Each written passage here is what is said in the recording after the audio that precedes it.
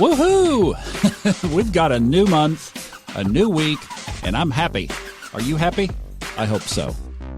Welcome to the Fun Astrology Podcast. Thomas Miller, thanks for joining us. We've got a lot to talk about today, so how about if we just dig straight into the business at hand? I've got to spend a little bit of time talking about life on Earth before we go talk about life in the sky. So first of all, I have updated the website completely. I spent quite a few hours on it yesterday, actually.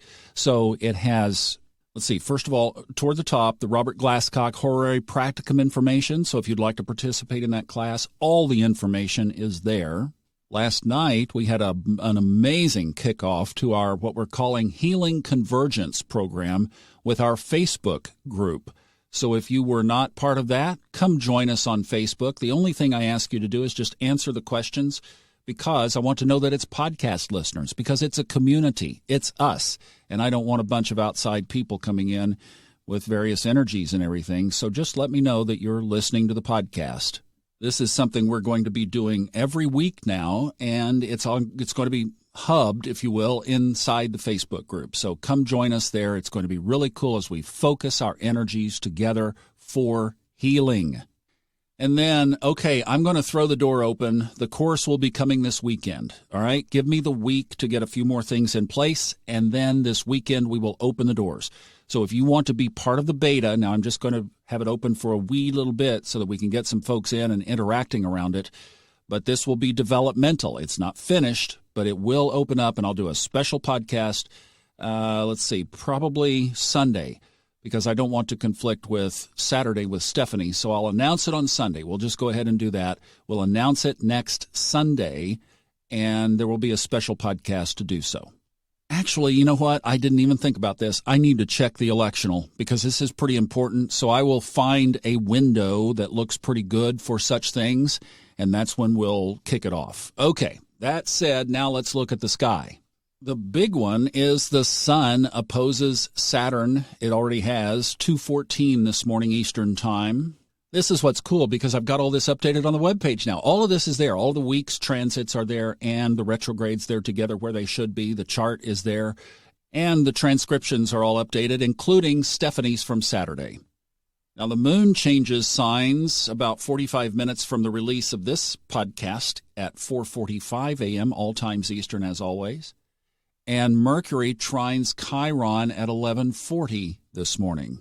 So now let's take a look at the big one, and the biggest of the big that overshadows them all is the sun opposing Saturn.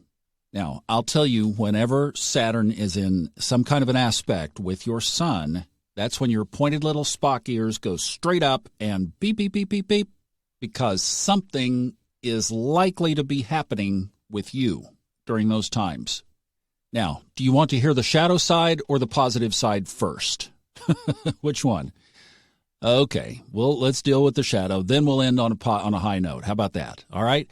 So when the sun is opposed Saturn, Saturn is in Aquarius, the sun is in Leo. Those are signs that are across the back 40 from each other. I mean, let's bring Saturn right in. It can kill something. It can cause the death of a project or a relationship or whatever.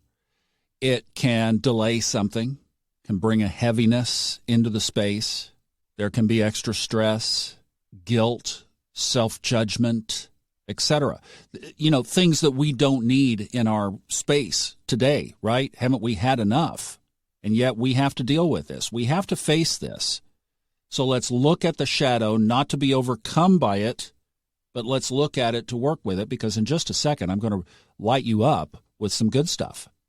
Now, Saturn is also an archetypical expression of the father. So there could be something around dad from a negative standpoint and a positive standpoint.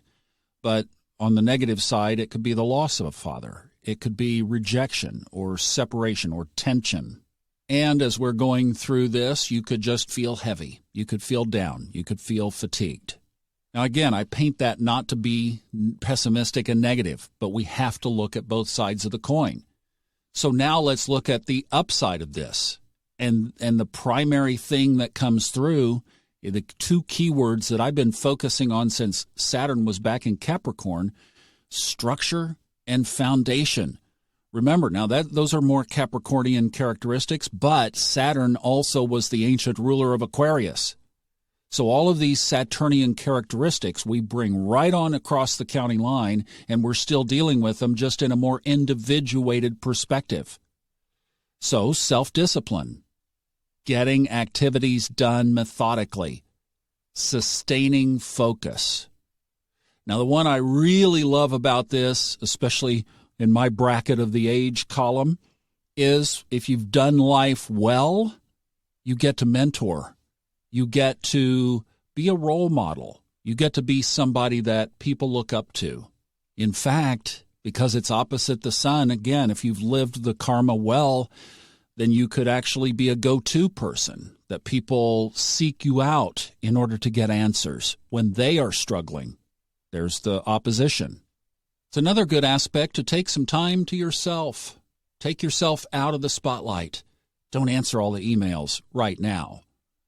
Have some space and time for you. You've earned it. You deserve it. Sit with yourself. Sit with your thoughts.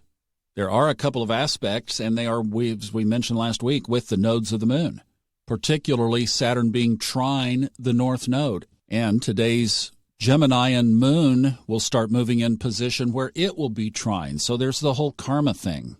I've really found some pretty cool releases and answers around an old relationship during this energy. So it's a good time to be seeking that out as well.